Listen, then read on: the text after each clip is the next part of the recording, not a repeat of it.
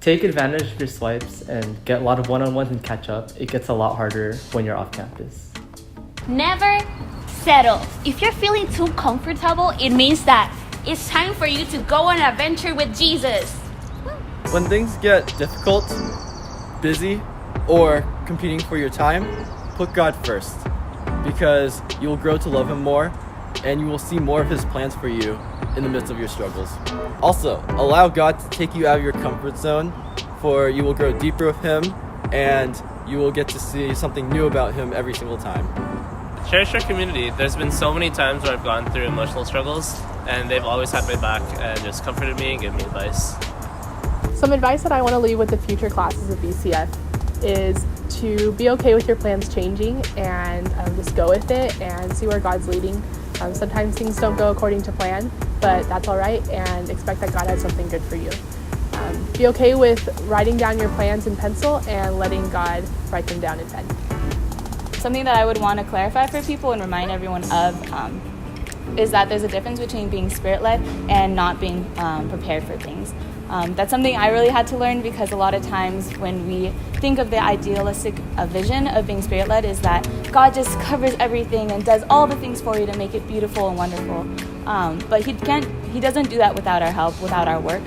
We can't just come in and only rely on Him, but we have to be working with Him in order to achieve the things for His glory and for His kingdom. So, yeah. Be sure to make use of the free printing offered on campus every quarter at UCLA. For history majors like us, we get roughly 200 pages per quarter. Be sure to use them. My advice is, please have that DTR conversation ASAP. Life is too short for you to just wait there in mystery and suspense. I'd say invest in some rain boots and a good umbrella. It's worth it, I swear. I'd say take risks. I wouldn't be the person I am today if I had not taken risks. I remember the day Mel John asked me if I wanted to join worship, or I wanted to lead worship, and I was actually very nervous and afraid. I didn't think I could do it, but if I hadn't accepted that offer, I wouldn't be the person I am. I wouldn't have the same connection I have with God.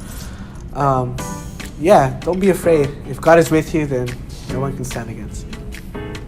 Try new things, to step out of your comfort zone, to do things you wouldn't normally do in real life outside of college. Join a dance group, join an art club, or play the sports you've never played before. We're in a varsity Bruin Christian Fellowship with, sports. I think when things get tough, don't stay within yourself. Community's here for you. So take advantage of the love and the care that community can provide for you, and feel closer to God through that. Something I wish I had known back then is like how precious individual time is, individual quality time, because quality time is one of my love languages, but I didn't realize how little I knew my closest friends until they say something I feel like I should have known. So I guess I'm saying, don't be afraid to delve deep into relationships and be vulnerable with each other, because once you're vulnerable with someone, they will know to trust you and vice versa, and then you can build a foundation for a relationship. If you want a gym in the morning, make sure you get to BFIT before 7:30 a.m. Otherwise, you should go to Wooden at 5 a.m. If you want a gym in the afternoon, I suggest going at 12 p.m. so that's when everyone else is at lunch. If you're able to take an extra class, you should definitely take ethnic studies at UCLA, because it'll help you explore more of your ethnic identity and give you the historical context for your upbringing. Definitely need to learn how to cook, because once you're in the apartment, a happy belly is a full belly. I think to just appreciate people's differences and to learn that conflict is an invitation to love people better. First of all, make Jesus known everywhere you go.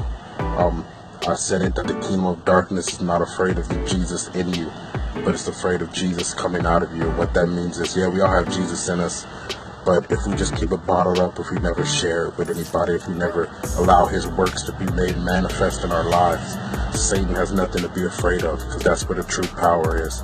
And then secondly, don't be afraid to go for the crazy stuff.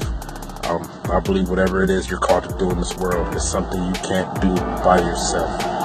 So just remember that. Always strive to do something that you need to depend on God for.